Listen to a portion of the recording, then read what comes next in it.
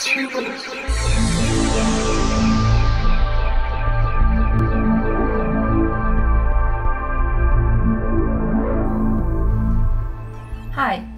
I'm Stella and I'm the creator of Alana the Web3 Girl.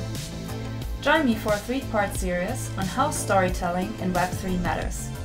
Let's create an avatar and their entire story from scratch. I will guide you through various programs like DAS, Marvelous Designer, Blender and Substance Designer as we create a virtual personality together. All 3 sessions will be 90 minutes long and of course they will be recorded. Part 1 of the series will be on Thursday, May 26th. Come ready to share your input. Together we will be creating a mood board and write up a background story for our avatar. Then we will go into DAS and start creating from a Genesis female base. We will incorporate add-ons to shape the body and look at different possibilities to add hair. Part 2 of the series will be streamed on Wednesday, June 1st. We will start with the mood board we assembled in Part 1 and add more images and a color concept to it. We will then go back into DAS where we created our avatar and we will animate a pose specifically for our avatar. Next we will export our avatar to Marvelous Designer where we will design the garment according to the mood board and apply some basic textures to it. Part 3 of this series will be streamed on Wednesday, June 15th. In this part we will mostly focus on rendering and achieving the best final results. We will go into Substance Designer to create a custom texture and bake all of our textures in at least 4K in Marvelous Designer. We will then export our avatar to Blender, as well as the clothing, and set up a turntable with lighting, learn how to adjust settings and output a turntable animation. Maybe at the end we can invite also Stella to join the other conversations. Before we officially introduce tonight's event, I would love to, also at the end, I would love to talk with you, Stella, about maybe another conversations on the other projects that you have been working on, like the project that you presented, that you showed at Jebel's, at breakfast at Jebel's. Maybe that would be a nice one for those people who wear the VR headsets. And oh, I see here. Who's this? Oh, hi, Raven Cos. I so see cute. your emoji is so cute. The wave. Hi, Raven. And the machine is Jess, GM, Stella, hi, another cutie there. Very kawaii. This is so adorable. Okay, I'm putting you guys on the other screen so I can keep track of everything that's going on here. This is so cute. Oh man. So, Anna, would you love to officially introduce this tonight's conversation? So we have your introduction as part of the official video on YouTube. Okay, yes. Hi, welcome everybody. This is part 3 of now part 4. We're doing an additional part coming up in August. It's been great fun where we've been creating Alana's friend with digital alchemist Stella Achenbach. So she's going to be leading us today. She's a fabulous woman in Web3, and if you don't know her, get to know her. And we're all in for a great treat. This is always a lot of fun. We like it to be interactive, so if you have any questions, comments, just unmute your mic. But while she's presenting, probably have your mics on mute so there isn't any interference. And and I just wanted to mention we have a channel called Inspirations, and this week's focus is women in Web3, and I'll be posting a bit about Stella and all kinds of women in Web3. Nice. So make sure to check that out, and if you have any contributions, do that too. This week is our drop with World of Women. actually next week will be the Drop with World of Women. So we're going to continue the theme of women and next week too. So be sure to check that out. And so without any further ado, welcome Stella. Yeah. What a lovely introduction. Thank you. Thank you guys. And welcome everyone. Pedro is greeting also everyone. Hi. So I don't know how many of you were there last time, and I'm just gonna jump right in by sharing my screen. Give me a second. So last time we kind of got a little bit stuck, and I recorded this in additional video that I'm gonna upload, and that I will also send to Anna and to Pedro so they can upload it as well. But we ran into some trouble when it came to actually exporting the avatar from DAZ Studio and bringing it over to Marvelous Designer. We were, for some reason that I figured out, we were not able to import her as an FBX. And it made me really furious. Nah, not furious, but it angered me. So I want to explain to you what went wrong. So one part that went wrong was the wrong naming conventions. So instead of this kind of folder structure, I set up a folder structure that looked like this. Part, don't blame me, you know, I really like the degree sign. This is why this happened. So this naming convention cannot be read by Marvelous Designer. So I would assume eventually you will run into a similar error. Just be aware, it might just be your naming convention of the path. That's one thing I wanted to show you. So after that, I was perfectly able to bring her in here as an FBX. There was no trouble whatsoever. The other problem we encountered, in case you guys remember, is we had those lovely arm tattoos attached. And those lovely arm tattoos created a secondary mesh on top of the actual mesh. Don't ask me why that is. I have no idea. But this is the reason why I then decided to delete those arm meshes, because anyway we're gonna go with a different kind of texturing. So it honestly it didn't matter. But I wanted to let you know, so you guys, if you run into some kind of trouble like this, you will now know what to do. That was one part of the troubleshooting that we had. The other part, was there another part to it? I believe there was another part. Anyone remembers what was the other part? Also, hi everyone. Hi Mo. Hi Natasha. Oh my, it's really nice to see you guys all here. I'm not sure. I think there was some other error we ran into. Oh, no. This was something that was brought to my attention, I think, during the session, that people had faced a lot of trouble with just installing the Blender bridge, DAZ to Blender bridge in Decentral. So usually if you install DAZ Studio, or not usually, but the recommended way on how to install it is by downloading the DAZ Central Hub. And then from here on, you can install DAZ Studio, you can install their own modeling software, which is called Hexagon. And then from here, you can, after purchasing the DAZ to Blender bridge, which by the way doesn't cost any money, but still to be available in your plugin folder, you will need to make the purchase on the website. So after that, you will have it available in here. And then you can go here to install. And so I had some comments in my direction. I had some comments. Sorry, lost track. I was reading and I was trying to say something different.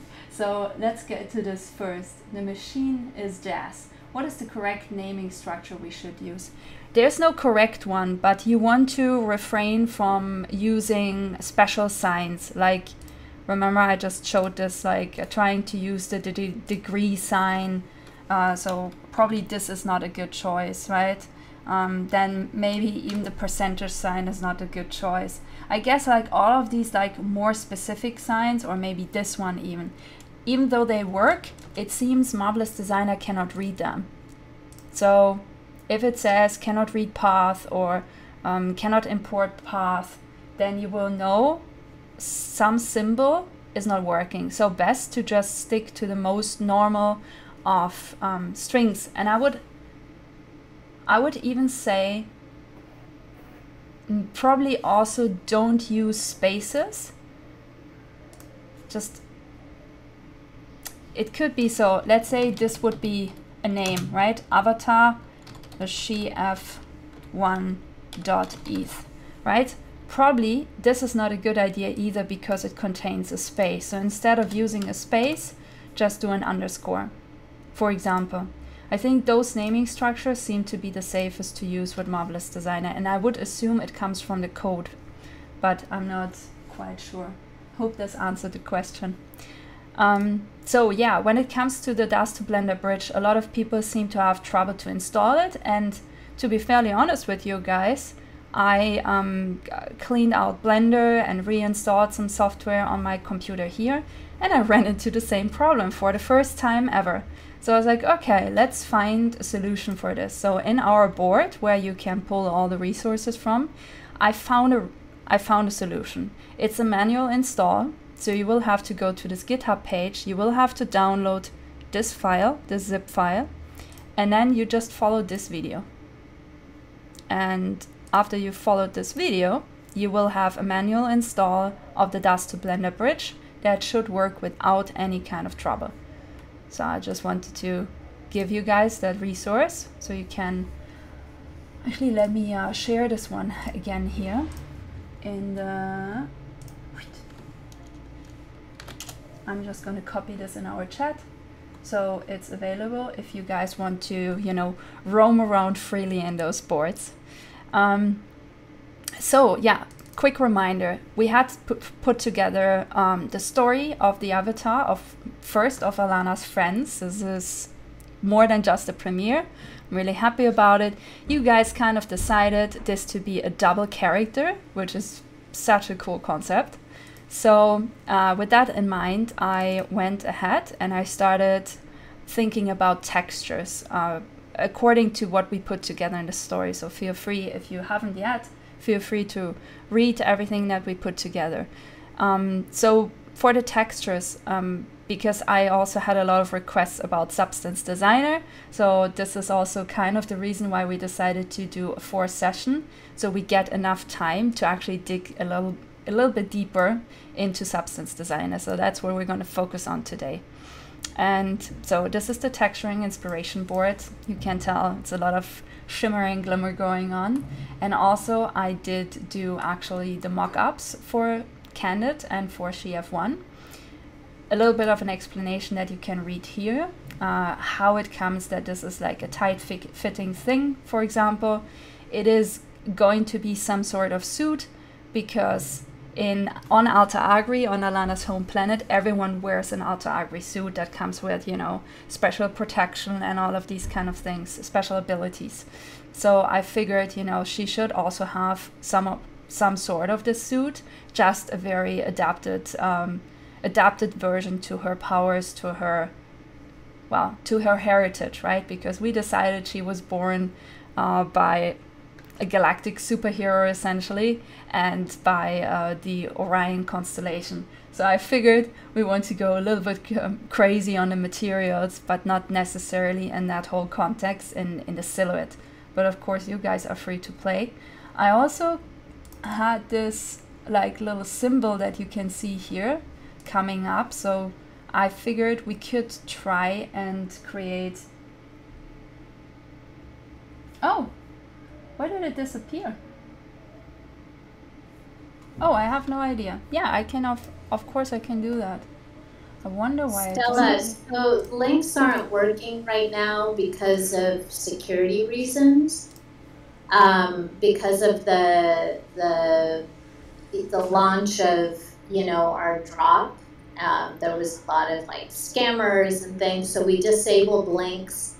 Is there a way, maybe you can set something up on your website where people can download? It doesn't have to be now, but yeah, no.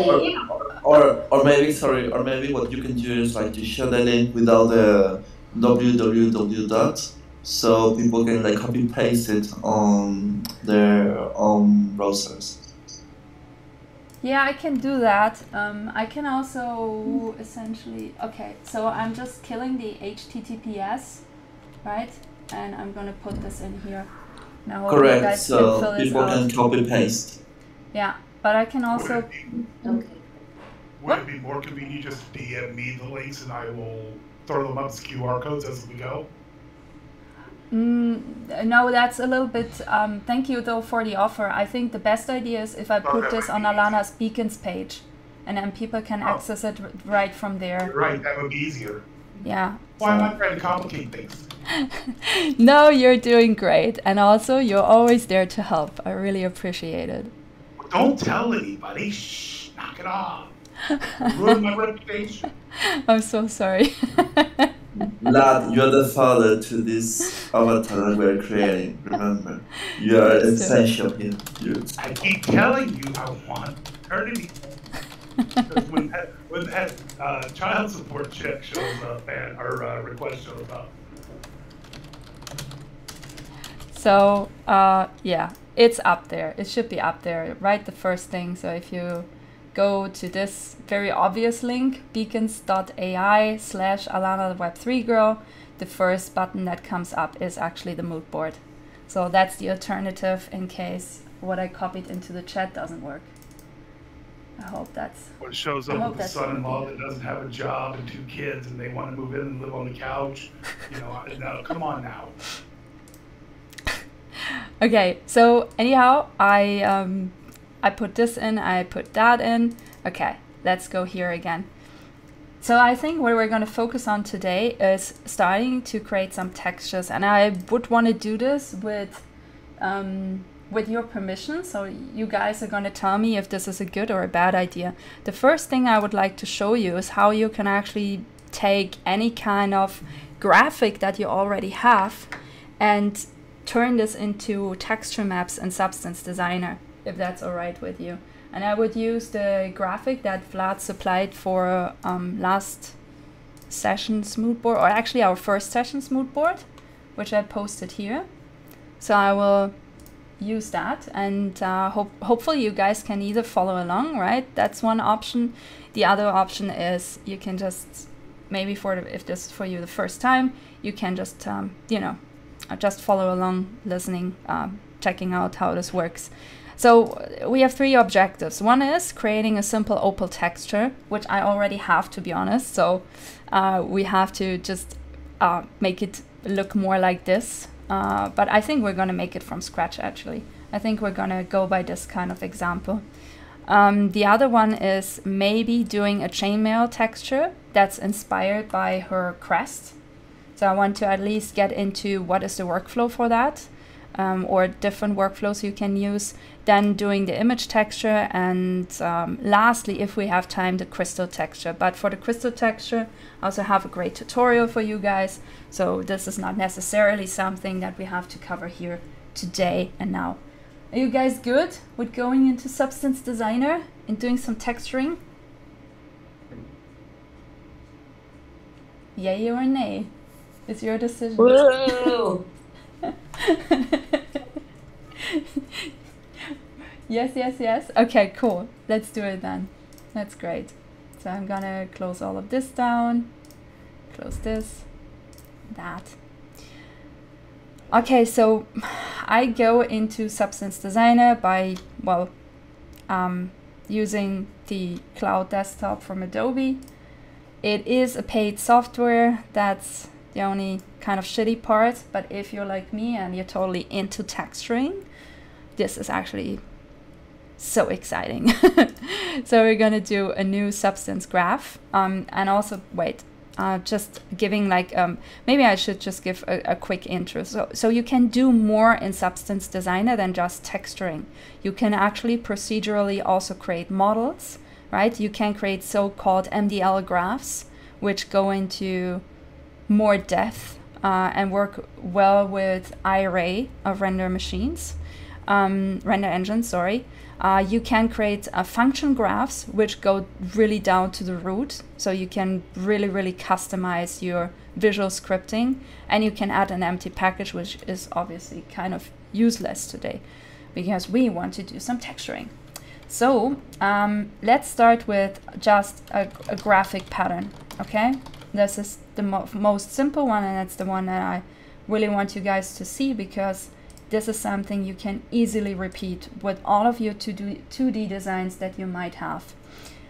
I usually go by 2048, by 2048. You don't have to, but this is usually, or has been proven to be, a fairly good resolution.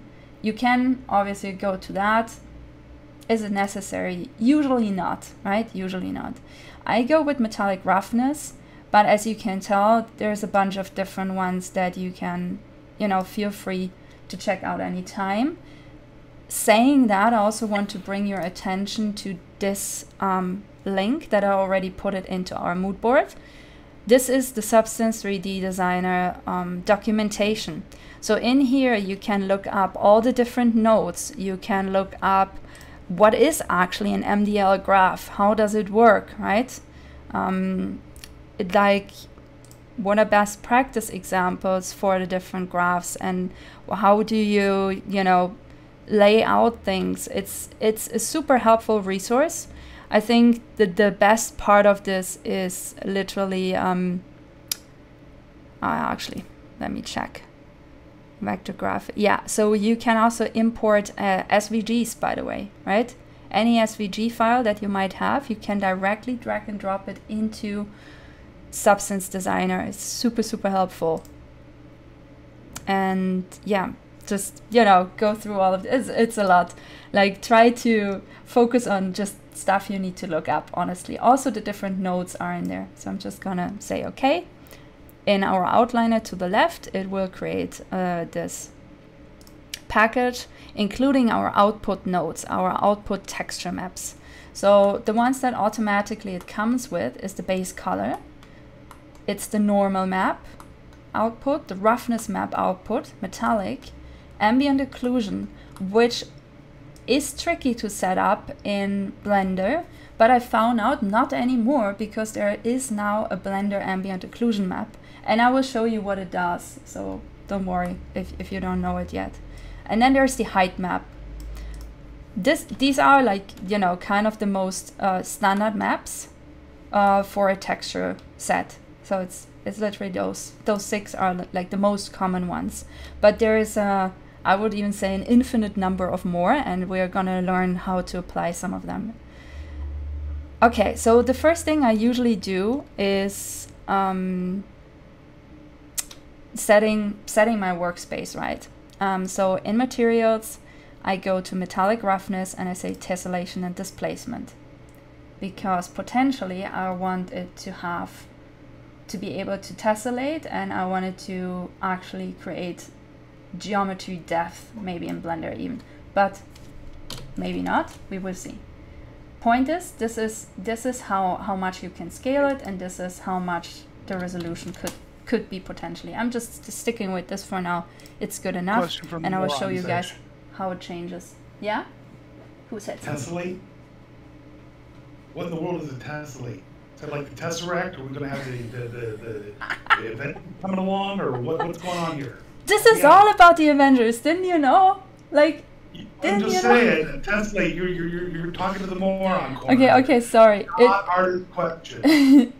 Okay, it means that you could also replace it with tiling, I guess, so that stuff is seamless. Tiling, I understand. Good. See, I have replaced the bathroom tile, the kitchen backsplash. We get that. Yeah. Handyman, I can do. Okay, cool. Okay, so second part we have to change is camera, because right now this is not very high resolution, and we will have a little bit of trouble seeing, like, you know, tiny details in this once we have a texture on it, by the way. So we're gonna go to camera, edit selected, set this to true, and actually we can now put this down to 1080 by 1080. That's gonna be good enough. So rotating the scene, left mouse button, panning this scene, middle mouse button, zooming in, zooming out, right mouse button, okay? This is your 3D view. You can change to those different, you know, shapes if one of the shapes is more convenient than the other. Just go ahead. I really like the rounded cube. I have no idea why, so I'm just gonna keep sticking with it. You can also import your own file. I've done this in the past. Download a model that you like, or create a model you like, or even make your own little fabric swatch in Marvelous Designer or Clo, and you can import it here into resources just by drag and dropping it into the outline. So you can actually preview, if you want to, one full texture on the part of the garment you want to have it on. If this is something you need, then it is totally doable. This one is, well, like it says, it's the 2D texture view, not much to see here yet. This is the library of different patterns, noises, HDRI environments, which we can set.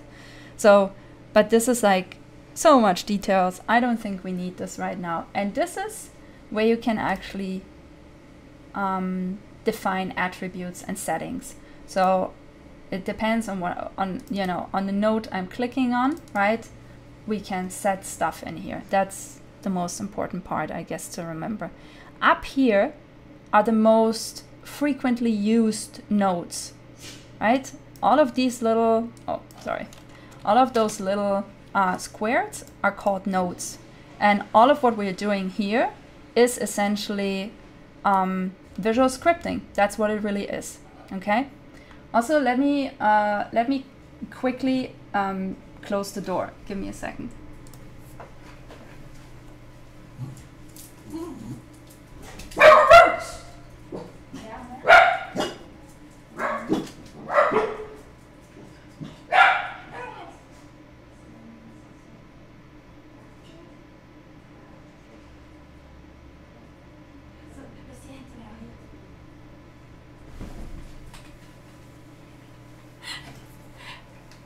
Sorry guys, so unprofessional, but it had to be done.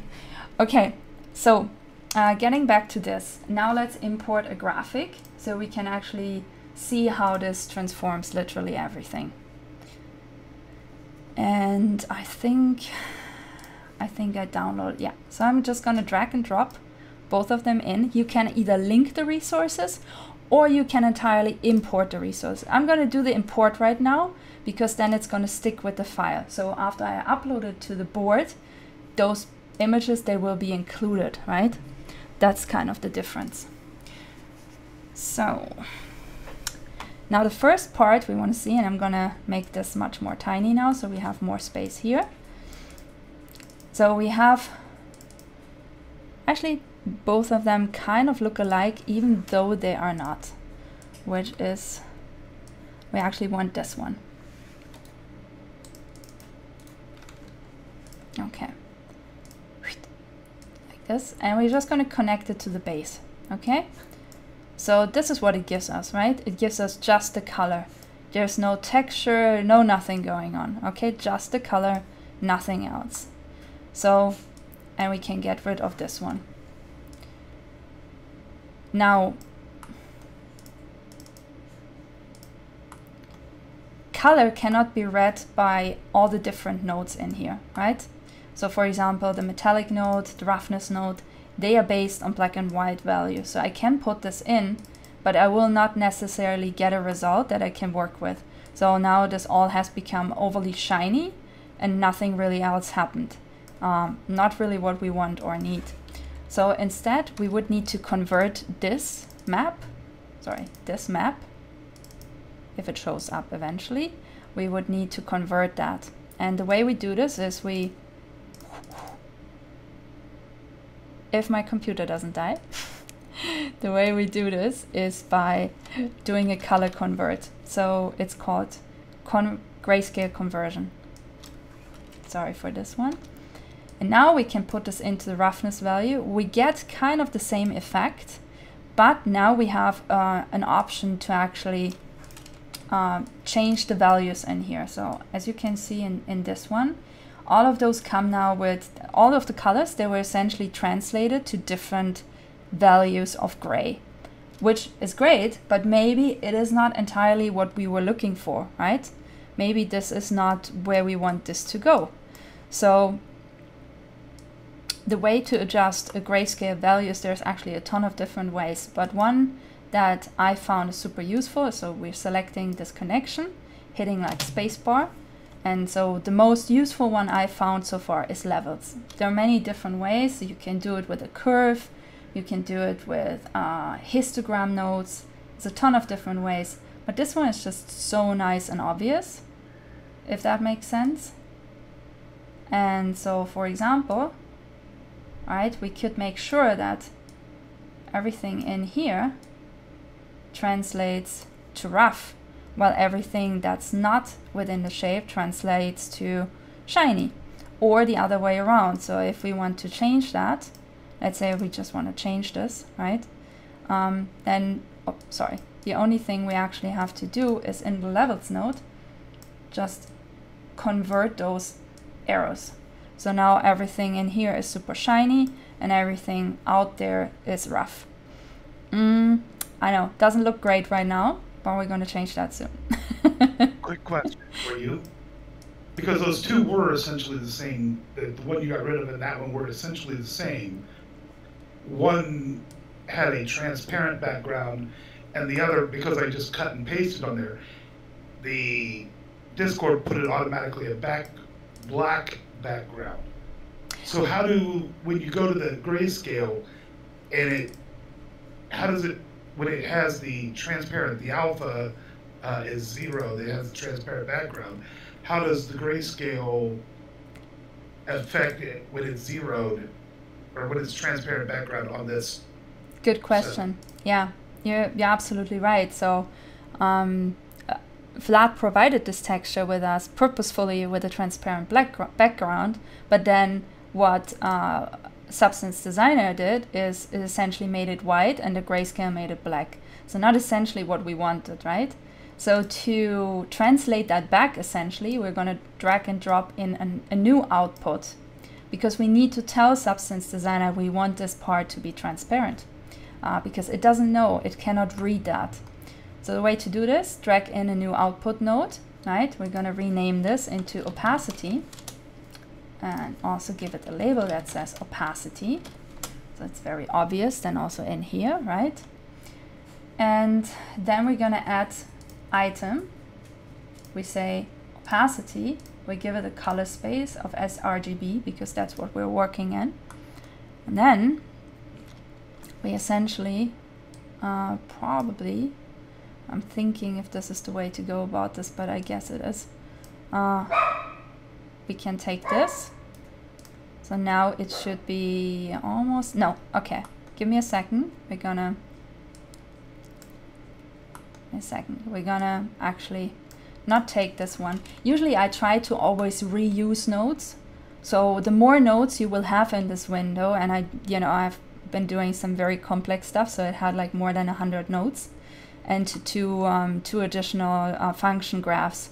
So the more nodes you put in here, the heavier obviously the computational file gets, which then in return leads, to not being able to handle this very well on my computer. So this is why I always try to keep reusing nodes. But in this case, it's not going to be a huge file. So we're going to make an extra node for this, an extra levels node. We're going to dial all of that, all of that really, really high up to make sure that one area is really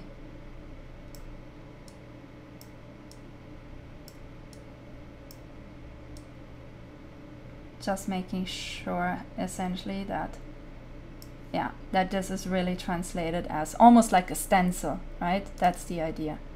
So now we have that, and now we can take that node with our right mouse button, drag it into here and say opacity. And then if we're lucky, it translates well. Let's take a look at this.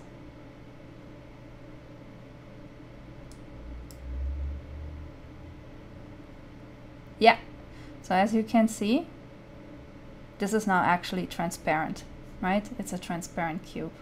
So this is the way on how to make how to make this software aware that something is transparent. If you don't do it, it will not know.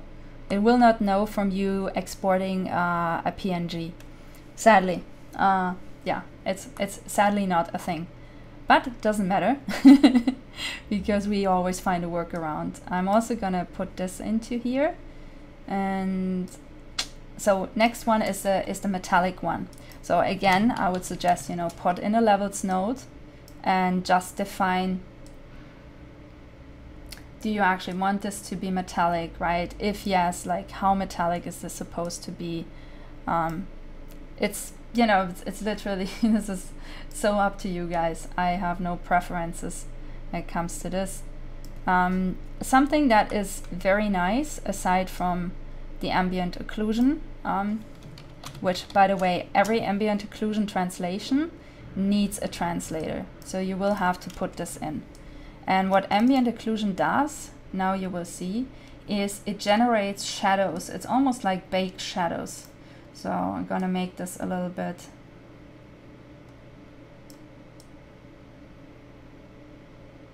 like this. Okay. And the last part we want to adhere to is the height, right? Because right now it doesn't actually have a height, or it has a height that's just, you know, not really telling us much. So the way to do this is we can actually duplicate this one, and now it has height. I'm not sure if you guys can see this very well, and I'm gonna attempt to, oh, this is like such a weird, okay.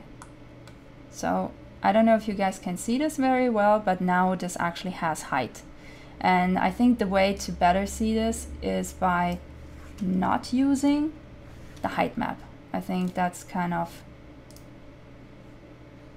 very important because the opacity kind of kills us the obvious visibility of the height right now. So I want you guys to be able to see that. And I also let us save what we have so far. And you can see this as, honestly, as a playground file, right? So I'm gonna upload this to our mood board, and then you guys can go in and can just, you know, put in your own graphics, play with the levels node, just to get yourself familiar with the idea of all of this. So I call this graphic texture playground, okay? I think that's probably a good name for it. And also, the only way, sadly, usually, yeah, I figured it would be. This is so. Okay, so as you guys can see, it keeps being transparent, right? Which is so annoying. It's so annoying, but it is sadly a thing. Yeah. Sorry, I didn't realize it was going to be a problem. No, it's okay. I was thinking it would be like exposed circuitry, like an to be decorative tattoo circuitry on the skin. I was thinking of it as like a tattoo circuitry kind of thing, so that it would be something that she would have on the skin that would be exposed, but it would be quasi jewelry, quasi functional cyborg kind of thing. So, yeah, no, you're absolutely right. It's that was the original idea behind it, but it looks like it's going to be more of a pain than it's worth. No, it's not a pain. It's just the different settings sometimes tend to get into each other's way, right? I have no idea why that is, but it is a thing for some reason. So that's what's happening essentially here. And now the last thing I connected now is the normal map, right? With all of its like little intricacies, which is actually really nice. And then into the material, back into the material, tessellation. We love that name. So now I can really pump this up and show you guys how you can actually make this like really 3D in a sense, right? It doesn't really do great on planes. I have not yet understood why that is. It doesn't do too great on planes. It does, though, very good on everything that's rounded, be it a rounded cube. You can see how this is like sticking out, right? Or be it a rounded cylinder. So, and here comes in the second thing it's called tessellation, right?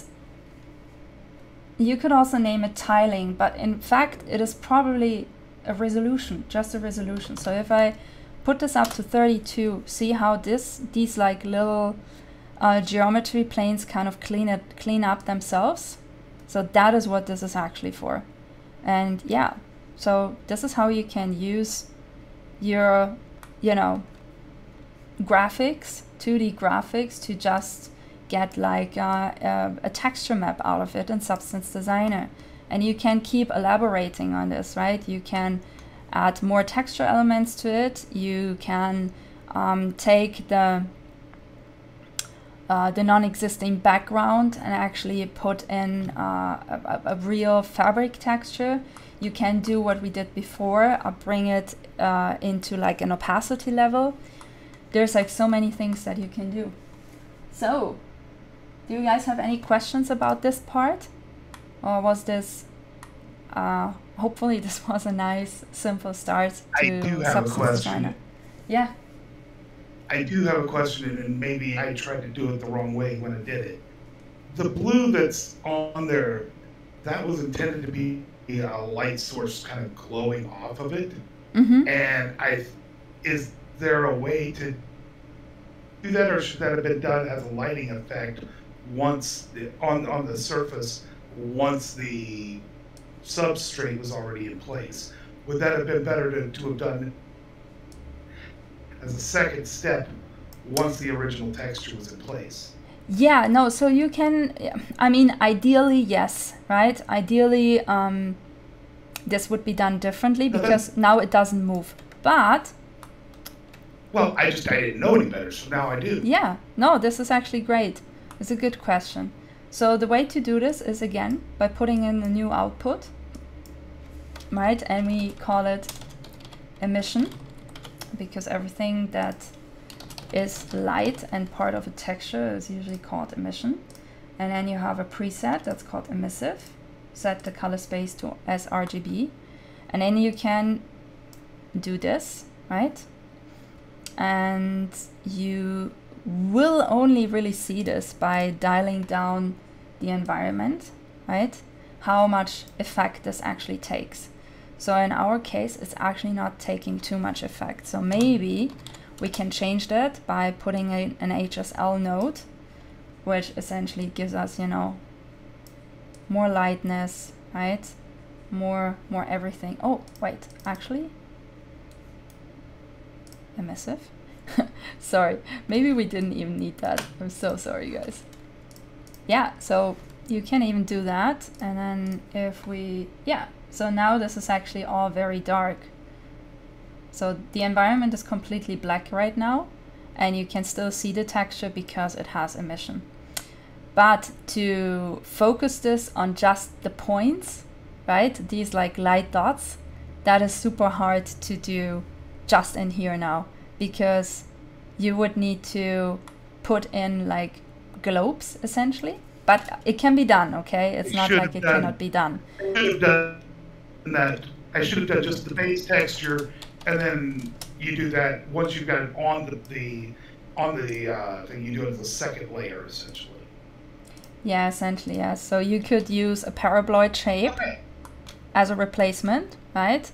And then you would essentially, I'm thinking... I'm getting to it. I'm sorry. Here I am asking all these questions. And honestly, I'll be hard pressed to get as far as you've gotten. I should shut up now. I mean, no one else is asking, so you know we might as well. So yeah. Well, it's because I'm so shy, and everybody else probably isn't. Exactly.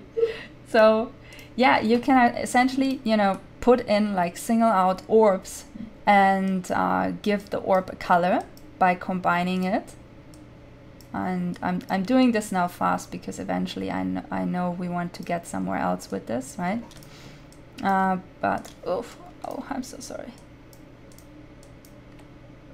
And then I said I'd do it fast, and then I really didn't. So now we would want to maybe take one of the colors from the original map, and then, you know, essentially get like the blue orb, and then essentially combine this with that image, right? So that would be another blend. And as you can see now, it has like this orb in the middle. And we could even ignore that and just do this. So if that's the case, and we go back to our environment and we start turning up the exposure, right? See, you have your little light orb.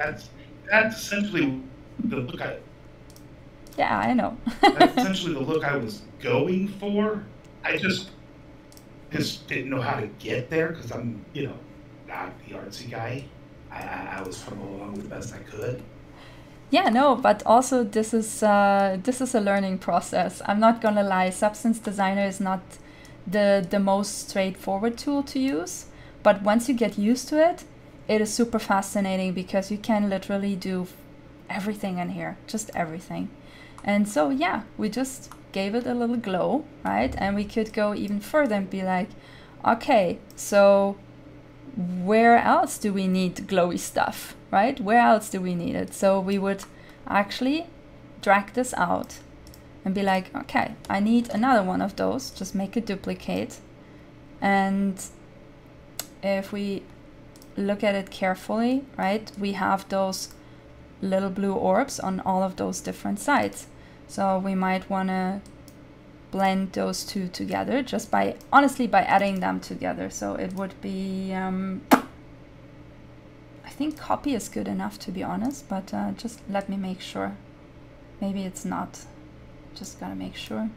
I think it's not. That means, yeah, just an add, right? And then you take that, and then you have two, and you have this in here. And yeah, you would need to enable tiling for that, I assume. Stella. Oh no, we don't need to enable tiling, we just need to make the other ones. So dumb. So the way to do this in a more node saving way would be by just saying, hey, I actually want to mirror this before I put this into the blend node. So there is a mirror grayscale node that you can actually use, and kaboom, it's on the other side. And so we have complete orbs up here and on and down there as well.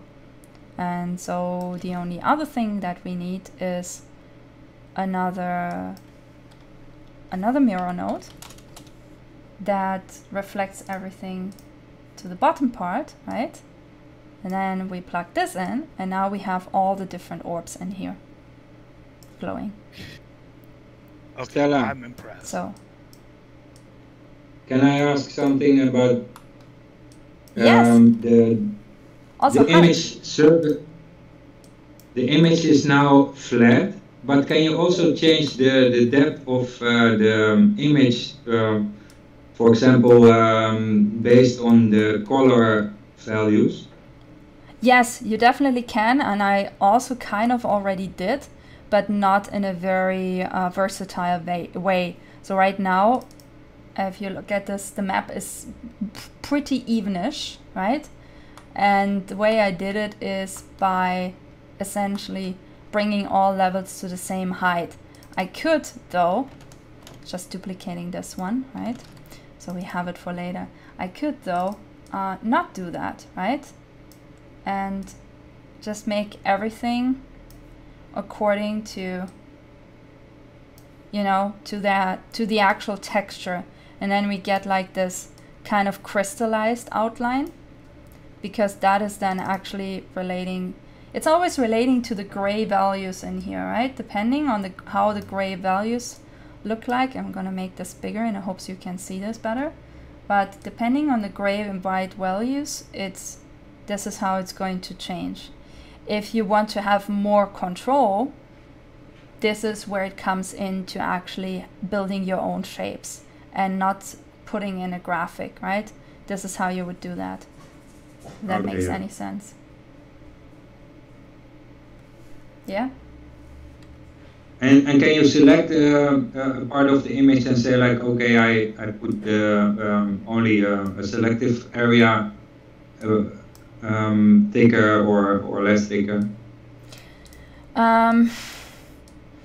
If with an already produced image, this gets very hard and also very node intense.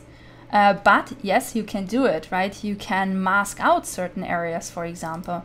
So with the same kind of principle where, let me copy this node and drag it over here. So you can put in, sorry, a shape, sorry, shape node. And, or actually this is is it a polygon? Yeah, okay. Actually, we go more specific. We put in a polygon and we make it, if I'm not wrong, eight ones. Yeah. So let's say we want to mask out this area, right? Then we can do that by replicating the base shape of it, putting in a blend node. Oh, sorry. I'm always fucking this part up. I'm so sorry, guys.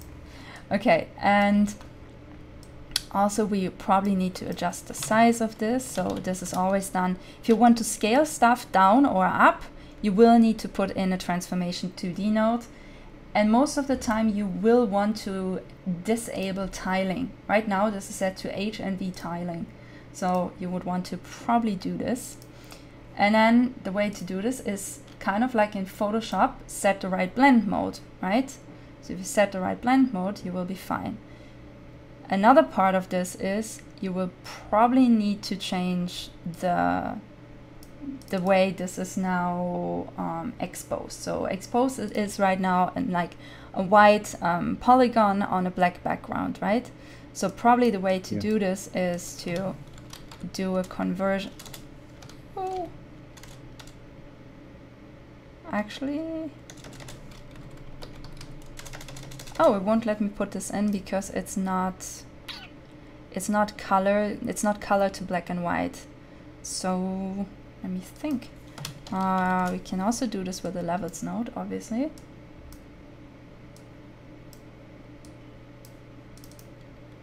So now, yeah, now it's doing what I wanted it to do. So point is, now we can take this down, right, to, let's say, the size of this shape, and essentially blend out or mask out this inner area. Is it going to be very exact and nice and detailed? I think you can already tell it's not, right? It's still the best thing if you don't have anything else to work with. And also if you want to take all of these connections and slide them over to, oops, I'm sorry, to another part, just click Shift and then drag it. Right? So now, as you can tell, we punched out a hole in here. But I think we can agree this is not the ideal solution. But this is literally how you could do it. You don't have to do it this way, but this is how you could, you know, punch out certain sections of this without having to build out your own shape and by using your own image. Did this make sense? And also, yeah, I agree, Vlad's questions are great as well. Asking all the relevant stuff. Studio Lindheim, is this okay, Edward? Yeah, partly, but I guess you can solve it then by not what you said already, like not using an image, but make it in 3D. Yeah. Yeah. Yeah, it's definitely the more the part that will give you more power to working with this, right? Yeah. Yeah, definitely the way to go.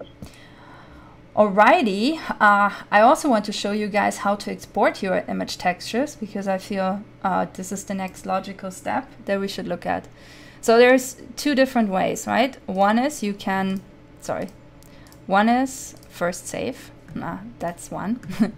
One is to export the outputs up as bitmaps. And honestly, like Substance has created add-ons for Blender, for Unreal Engine, and some other software. Not necessarily all of them work well. all the time. They work one day super well and you will have no problems, and the other they won't. So it's always good to know how to do the manual export and the manual import. It's a little bit, you know, it's annoying, but it gets you there. So we're gonna do a new folder that's gonna say graphic texture playground, and then we call this one flat because this is flat's texture. We're gonna go into the folder, select it, and as you can tell here, it's gonna export all of those different maps. We can set it to raw. It's not, honestly, I've never had any problems just leaving it with sRGB, but you can do that. And yeah, now it's exporting, and it exports fairly quick. And then you can take a look in this folder, and it's essentially, and also you can obviously change the image format and everything, but as you can tell, it does a great also naming, right? So you have all the different naming conventions in here, and most softwares actually have plugins, so does Blender, to do an almost automatic texture import. So not a lot of manual work that you have to face with this. So that's one way. I'm gonna save this now and keep it kind of hidden. The next way I want to show you guys actually very much relates to this little symbol on her forehead. So there's two different ways on how to do this. One way is we're gonna open just a new graph, the way we did it before, metallic roughness, and we call this candid.x11 crest, okay, because that's going to be her crest. And so it opens a new graph, everything is nice and fine, and I'm going to go back to my rounded cube because I love it. So there's different ways on how to do this. You can do stuff from scratch and, you know, make everything very yeah, so that you can take potentially control of every aspect, right? And you would start by building the basic shape. That basic shape, obviously, for that crest, it's gonna be well, actually, let me show this to you in like more detail. I'm sorry, I haven't done this before. I mean, also this is fucking pixelated, but essentially it's a circle within an elongated circle, right? Almost like a little planetary system. So the way to do this, and I see Lauren writing, so I'm like, go to jump, but looking great. Thank you, thank you. So I would change to paraboloid to get like the circular shape, but we can also go to disk, that's probably more wise. And then you would do a blend, and then you would probably like transform this on the original shape, and then do a blend with this transformed shape, and essentially do a cutout of some sort, right? So you always have to think in Photoshop modus. If you're good with Photoshop, this is how you need to think about this stuff. And you can already tell, you know, we're getting like fun shapes out of this by not even trying, because I forgot to set this to no tiling. So this is kind of fun. I think also we chose the wrong blending mode. I'm so bad with this, to be honest. Like finding the right blending mode always gives me a headache. Point is, oh, is this why? Oh yeah, because I haven't changed the color. Oh, I can be so dumb sometimes. Sorry for that.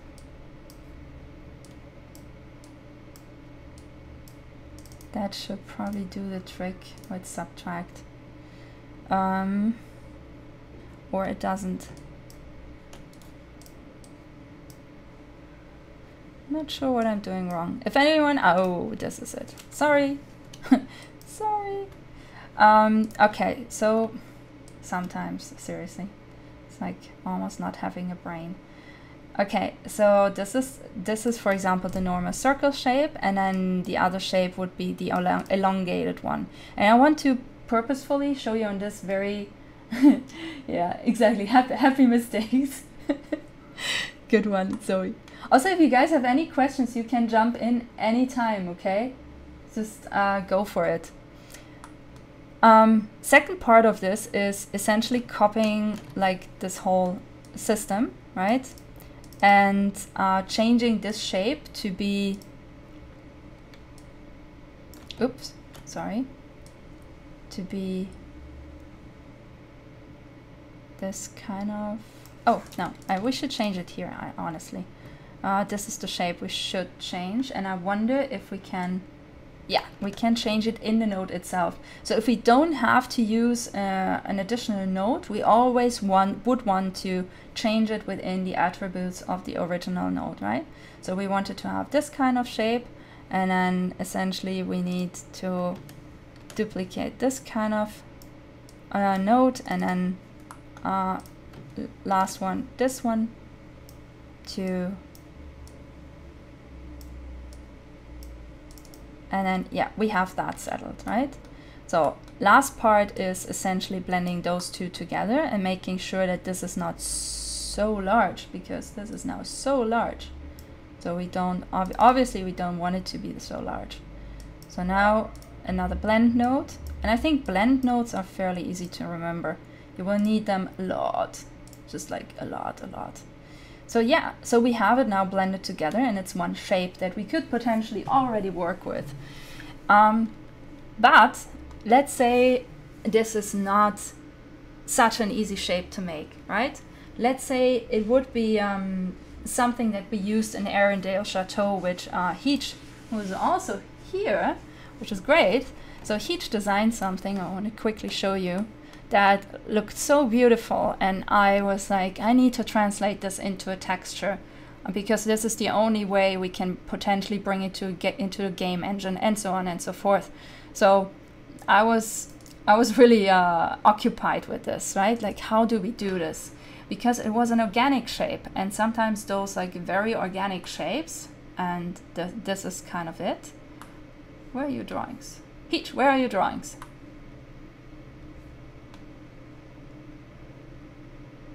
Oh, down here. So. Oh, sorry. Wait, what? Oh, you found it? Okay. Yeah, I found it. So she designed this wonderful piece, and I was like, how do I turn this into a texture without losing my mind? Because these kind of shapes, they're just so hard to make. So instead of even trying, to be honest, I just went into Blender and I modeled it, right? So we have an actual model, and I want to show you so you can really understand how that works.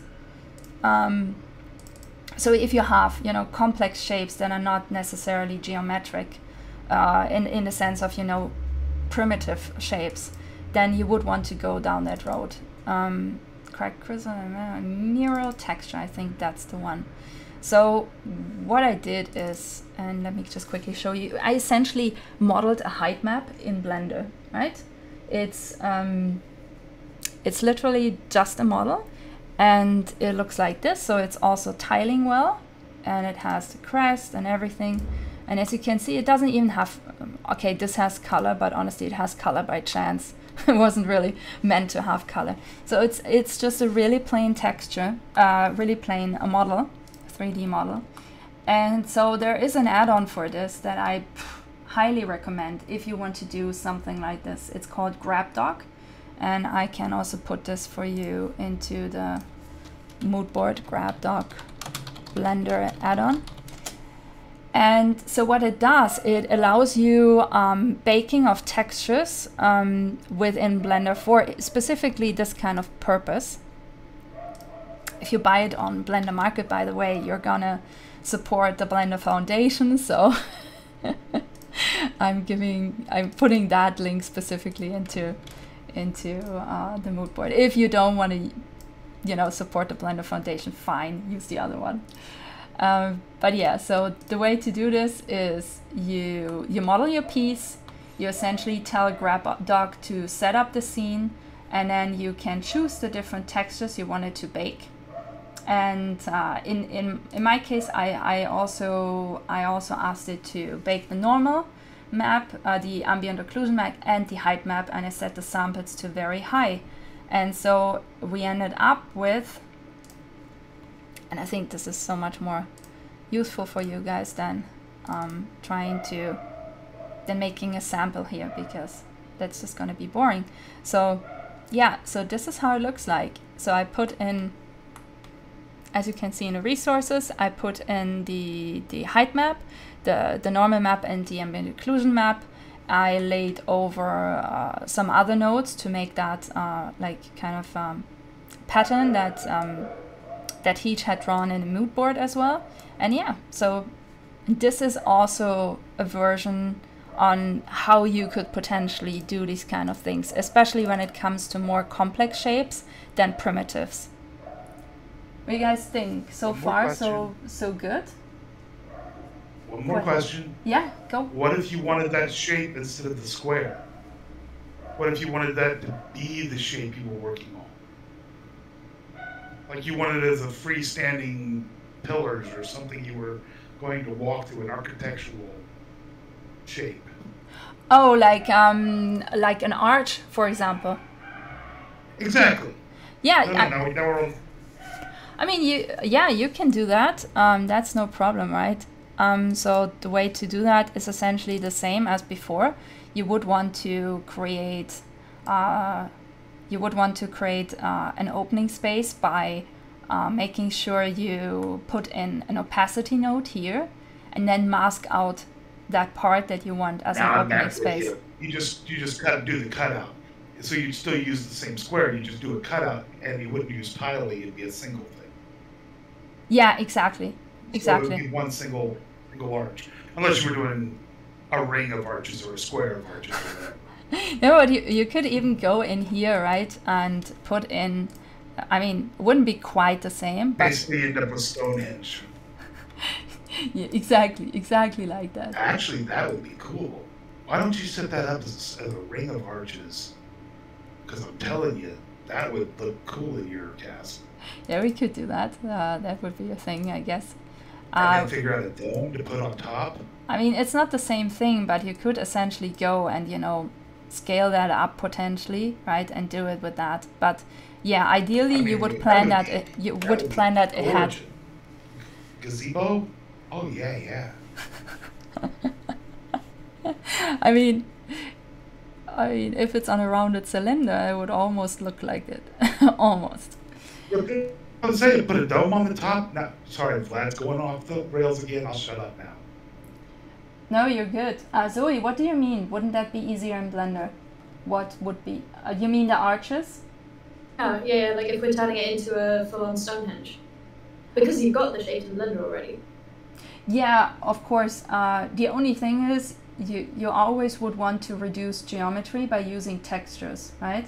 That's a very good point. Yeah, so that's the only part. But yeah, I mean, totally doable, of course. Maybe we should think about this. Yeah, that is that. Okay, let me get back on track for the crest. Just wanted to show you guys there's more than one way to create shapes, right? You can you can use SVGs, right? So if you come from graphic design, I know some of you in here come from graphic design, so using SVGs in this might be so much easier for you guys, right? And then playing around with like nodes such as, for example, something that I could use here now, if I would wanted to, is a node that's called flood fill. And then it gives you this color code, which looks really pretty, but it's not really the point. It's then you would flood fill to gradient, right, which would be a black and white value, and then you would get like this kind of uneven, well, kind of an uneven output. So if I put this now into, let's say I'm going to put just this into height and into the normal map and into the actually ambient occlusion one. This is how it would translate right now, right? And also let me make this more obvious by using the rounded cube. So this is the translation right now, and I'm also gonna push up the material a little bit more so you guys can actually follow that shape a little bit better. So let's put this like to something like 5 to understand what's really happening. And this to 32, so the resolution is not as bad. So as you guys can see, that gradient actually relates to how high on the left side, right? Because this is almost white or like a really light gray. It pulls out super high, while the other side is fairly low because it has almost like an anthracite value.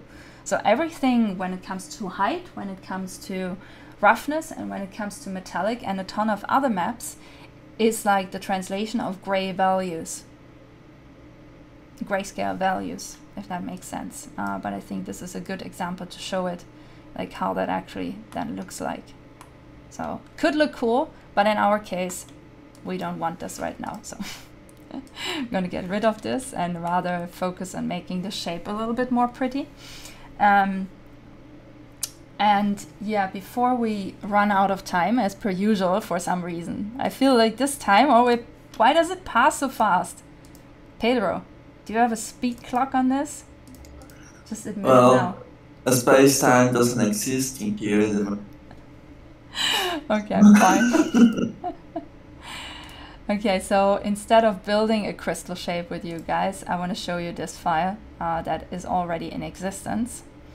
And it's a very good one. It comes, I didn't create this in the sense of I made this from scratch or I came up with the idea. This was one of the first tutorials that I learned from, and it was so fairly easy and nice to build, so I truly recommend it.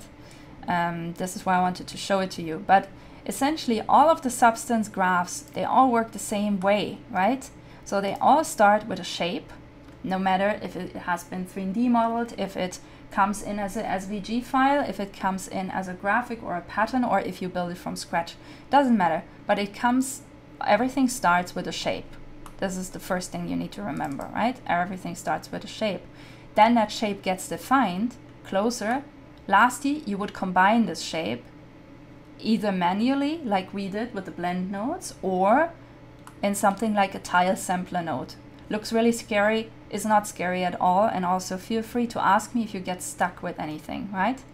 And then lastly, you would add the color values to your base color, so you get something that, you know, relates to your aesthetics, to your visual. So I will have to make this transparent. I will have to probably add, I will also change the shape of the crystals, by the way. I'm not going to use this one because I want to go for a different crystal shape. But like, point is, then you add like more outputs, right? First, you serve up the base outputs. You have 6 maps that you will definitely need. Those ones you focus on first. And then lastly, you will start adding more. So I will probably add a specular node. I will probably add an opacity node because crystals are usually not known for being super opaque. Yeah, stuff like this, right? This is when it comes to shapes. So I want to do this. And also I will probably kill out like all of this area here in between. I will just want to have the crystals, not any of this like metallic, roughness metallic stuff in the middle. So as we did before, now it would be the time to, you know, put in this other node, right? Give it like the opacity name, opacity. And I think textures are, to get back on our actual topic, right? Textures are so important when it comes to storytelling. I feel it's just such an important aspect, and for some reason it gets forgotten a lot, especially I feel in digital fashion. I've been obviously seeing a lot of designers really wanting to try and, you know, playing around with stuff, but I've also seen a lot of people just not really even trying to engage with you know, more individual texturing. And I think that's something we kind of have to lose this habit. You know, not everything has to be iridescent and not everything has to be metallic to be pretty. rather what's the kind of story we want to tell, right? And so we decided very early on in our avatar creation process that she would want to, or that she has this here. We call it, she is pale-skinned, almost like opal or pearlescent glimmering skin, right? So we defined that already in here. So instead of me just, you know, trying to cover that up, right? Why not go ahead and actually make a proper texture for it? And also the need for good textures has been rising. So it's actually also something that you can sell well. Just, you know, aside from the part that this is actually really fun to make, in my opinion. You can also sell this. And yeah, so just going back to this one for a quick second. So as mentioned, right, I want to only have the crystals stand out and nothing in here. So that could look somewhat like this, I would say. Oh, sorry, that's a little bit too far. Yeah, so then you would, you know, everything else would be transparent, and you would, you could just play with this. And then the other node I will probably add to this is the specular node. So this becomes not just a little bit shiny, but actually specular. It's kind of a little bit of a different value, but in crystals and glass, it looks really nice. The craziest one, I can tell you the most difficult one, I think. So the most difficult one I've ever done is actually following a step-by-step tutorial, which might, you know, you would be saying like, oh yeah, everyone can do this, right? But I dare you to try. So there is, it's a fantastic tutorial, and you will learn so much from it. But it is really, really hard to recreate, honestly. Oh, I thought it was really hard to recreate, and it's really fun. They now put like the actual file in here, because I have the feeling not a lot of people wanted to try this. So this is a malachite texture, and it's actually responsive, so you can decide on how much this is cut down. It's such a beautiful texture, but you can tell already this is not easy to do. And we're gonna go now very fast, but it takes you probably like 2 days to recreate, and it is fairly complex. But like I said, it was so helpful in understanding new aspects of Substance Designer that I didn't know of before. And yeah, so I can truly recommend this tutorial.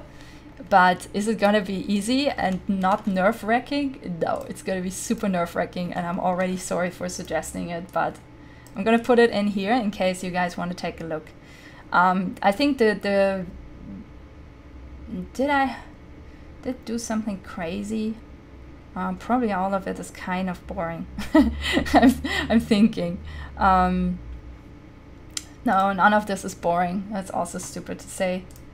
I'm thinking, I mean, I've been doing just so much texturing. I'm trying to remember if anything in here is... has beautiful textures. What? The chateau. Oh yeah. Yeah, the chateau has beautiful textures. Yeah. See, I wasn't even thinking about this because it was... Yeah, actually I did one for that. That's actually a pretty cool one. Now that you're saying it. And I used references, but I created my own, essentially. What's it called? It's like custom textures custom, window, bubble cloud, Cracking Dreams, Dragon's Killer. All of them are kind of nice, but yeah, this one is probably like, it's, oh, I didn't even export, oh. Yeah, I have it up on the cloud because for us we only needed it to be in a closed format. This is why this is an SBSR, but essentially it is. Let me check. So the Infinity Maze is actually a texture that looks like this, which relates to a crystal. What's the crystal name? You guys know this. I feel you guys should know this. It is also, it's not fool's gold, it's the other one. But yeah, it's what? Amethyst? Is you look pyrite, amethyst, quartz? What are you looking for? No, it's the multicolored one that comes in these like weird shapes, like this. Pyrite? No, Pyrite's the one that's fool's gold. Yeah, I know. It's not that one. Ferrous oxide is pyrite, so I'm not sure which one you're... Yeah, me neither. I will figure it out again and let you guys know next time. I'm sorry, I forgot about it. But yeah, the chateau has a ton of cool textures. That's true. But none of them were really like complex to make. Also made one texture for a garment from Heach in here. That was a nice one to make. We kind of made it together. But also not really complicated, honestly. I think when it comes to fabrics... Oh, okay, I have one for you guys. Okay, sorry, I got it. It's gonna be part of a drop, actually. And yeah, I can show you guys in here. It's and it's an embroidery texture I made a while ago. And it's also not really complicated, but definitely more complicated than most you know, than just most textures for garments, right? So as you can see, it is composed of a bunch of different graphs. So at some point, if you know you have to do a lot of composition to get something done. So like in here, you can tell, right? There are like a lot of different elements to this texture. So the way on how to keep your file set stable. Am I Zoe? Maybe you should stop. So you have to just do a lot of like different graphs, and then you keep it all even out, and then those little dot squares in the beginning are essentially those pieces, right? And then you can lay them out and, you know, run them through tile samplers and through all of these kind of things, and you can actually make fairly nice embroidery. And change colors as you want, and, you know, just be playful with stuff, which is my favorite, being playful with stuff, you know, give it like different metallic sheens, and yeah, I don't know. I think this one is like, it's still not crazy, but maybe some other day, Stella, could you like show us all how to create a substance or material or texture out of nothing? Yeah, like if we completely focus on that, yeah, I can show you guys. But also, it's kind of, you want to do something like embroidery, right? For example. Yeah, I mean, we can, I mean, here the audience like submit or ask what they want to know how to create like a texture or a material in specific, or maybe just like a fabric made of stars, let's say, or maybe this grass texture that you have like created yourself. It would be nice to know how, like, step by step, how to create these things by using the software. Maybe like in 1 month or 2, like it'll be really great if you are our guest again, like a special guest, and yeah, like you really like this, like show a smart tutorial on how to create this texture, because as you said, this is very important, especially in fashion design, like in digital fashion design. Yeah, no, we can totally do that, and you guys can be, you know, just, how would you make a 3D knit texture that doesn't repeat? Oh, you're asking the hard questions, Kriegel. But it's a good one. So if something doesn't repeat, it gets more tricky. It's the same with for example, lace, right? So sometimes you have those gorgeous, it's like almost like patches. Wait, let me actually get one. I have it here. Or I should have it here, I'd say. Yeah, so with, I used to do a lot of like wedding design stuff, so I still have this. And so sometimes you have these like little patches and parches, right? Of just like one specific design that you can then use. This is a good example, I'd say. You know, these kind of things, right? You don't want them to repeat, you just want to use them on like one certain part of your garment maybe, or 2 or 3. So when it comes to those things, it gets a little bit more tricky because you need to kind of find workarounds. So you would design this one specific piece, but then you would need to cap it according to the geometry. So when you design the garment, you would need to make that specific space for that specific texture, and think of it while you're creating. Oh. I have no idea why this keeps happening. Stella's feed should reboot in a second. Yeah. She sometimes has a glitch. She should be back in a minute or so. Did you just say Thank I you. have a That's glitch? okay, bro. Yeah, Stella, you were like trapped in the metaverse somewhere in another dimension. I think I was, in fact. I think I was. My goodness. Yeah, so if you want to do those non-repeat textures, it's not just good enough to make the texture accordingly, which, you know, sometimes can be hard depending on how organic it is. And then I would definitely recommend you to model it first in Blender, and then, you know, take the different parts, bake them, and then put them into Substance Designer. It's just going to be so much faster than trying to figure that out, like the shape making process, just in Substance Designer. If you want to prove yourself, obviously just go ahead, right? Yeah, no, but definitely a good question, Kriya.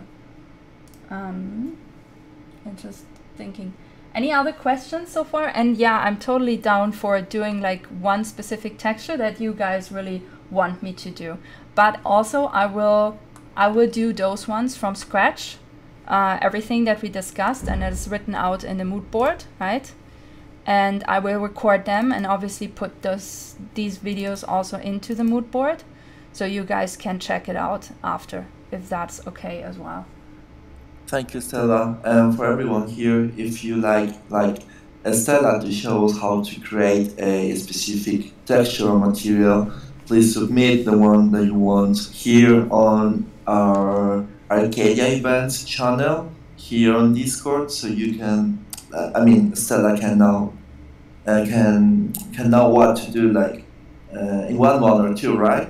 It'll be really nice to have you like once again in the future. No, I would love that. Obviously, it's a lot of fun doing this with you guys here. Thank you. Yeah.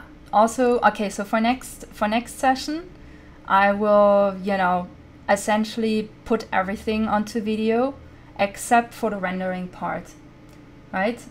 So that's the part, but I will keep track of everything that I do until then onto this board as per usual, so you can look up all the different steps. And yeah, I think we've reached the point, haven't we? It's over already again. I don't want it to be over. Okay, any more questions? I'm glad you liked it, and also really don't feel afraid of Substance Designer. Just start by using the playground file that I will upload and just input your own graphic. Just start with something like this. You will have a lot of fun, I'm sure. And I Anna, see Flavia would you love- typing. Sorry. Anna, would you love to add something else before we wrap up?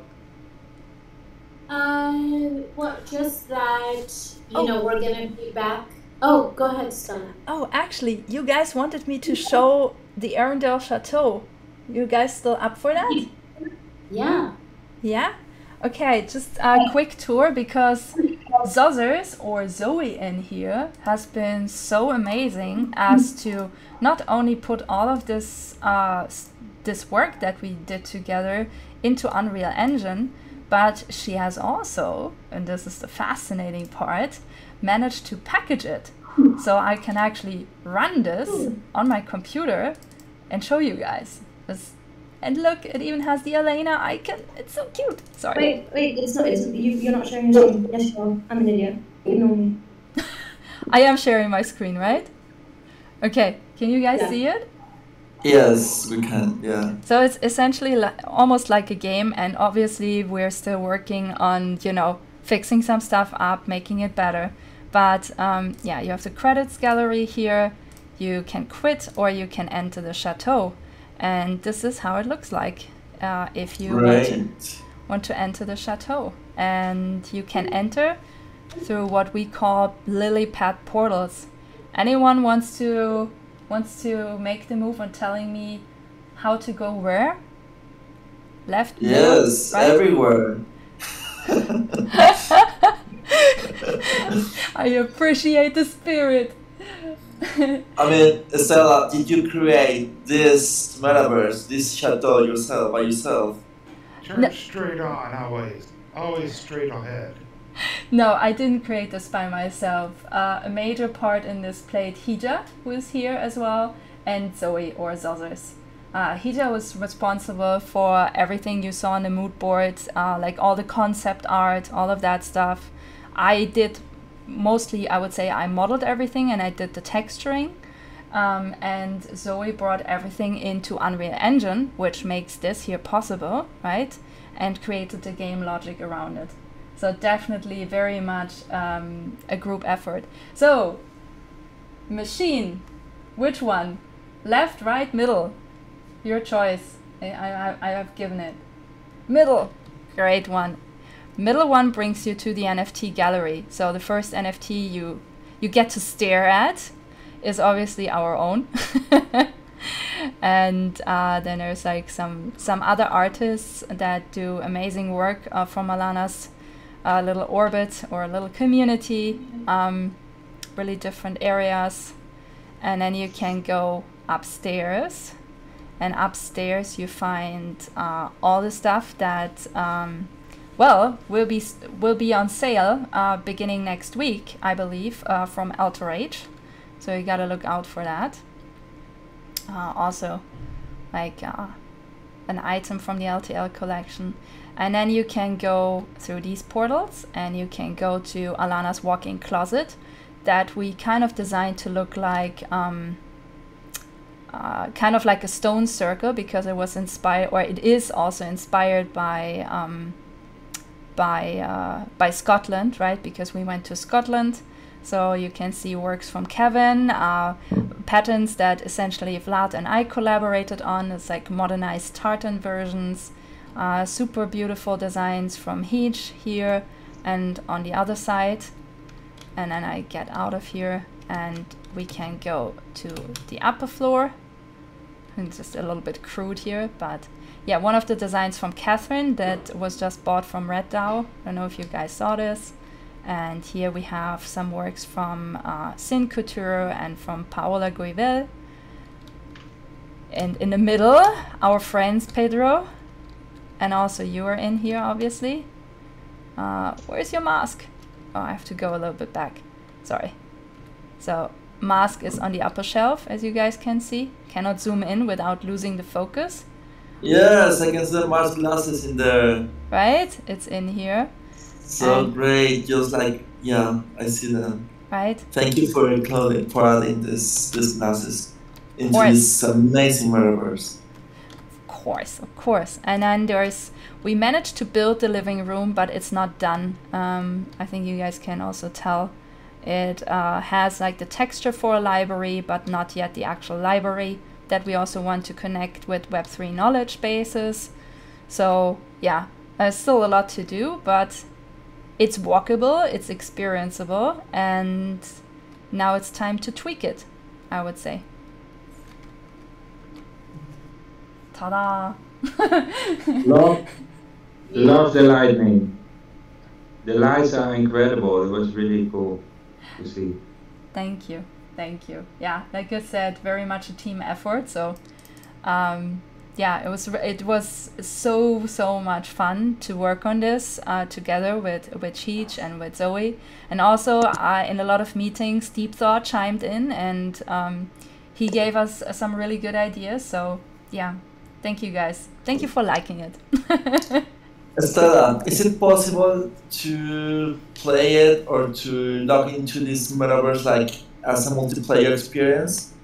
Yeah, so we're working on that obviously next because we have a developer account now with Ready Player Me, and we also want to integrate with Protocol Gemini and probably also OVR. So this is kind of the next step. We're optimizing. This work in VR? Yeah, it's actually the next part. Good question, Kriegel. You have the good questions today. Yeah, me too. I also want to hang out with you guys there, and I think Zoe and Heat want to do that too. So we're putting a lot of effort towards making that happen, obviously. Yeah. Well, you and your team are more than welcome to invite hosts when you launch this metaverse. Once you get it finished, please just like have it here, like in a tour with all of the community. It would be great to present this. Also, not only like here on the Discord, but also we could host an event for those people who would love to come to your work. It would be really great. Yes, it would be, and I would be honored to receive all of you there. So that's really, yeah, great, awesome. Okay. Your mind is awesome. Thank you so much for sharing all of your secrets and revealing, all these tricks. Not Very only happy to.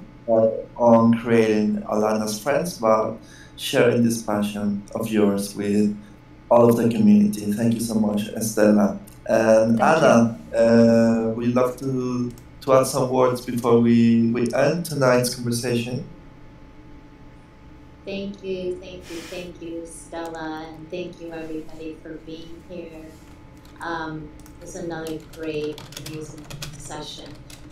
And we'll be with you guys again in 6 weeks with Stella. In between, we're going to have a bunch of other events, but until we see Stella face, we're going to have all the videos.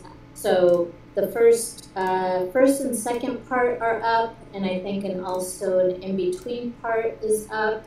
But we'll have everything up. So in the month of June, while we're waiting to get together again, you guys can go over it, study it, build your own avatar, materials, all of that, and then we'll do the rendering next.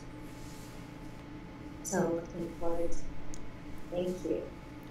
Sure. Please share your own avatars with the community, and please tag Stella to know what you are doing, if you have any questions or if you have any comments, if you are get trapped in any of the steps by creating your own avatar or virtual persona, please share your questions, submit them all here on our Arcadia events channel. Also, if you want Stella to host another Digital Alchemist series, this time on how to create a texture or a material, please submit the name of the material or a specific texture or substance that you want her to create and to present.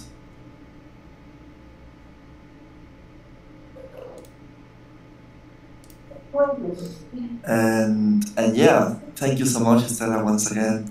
Thank you everyone for joining tonight's Digital Alchemist episode, and see you in 6 weeks, right, Anna? Yes, August 11th. So same time, same day of the week, Thursday.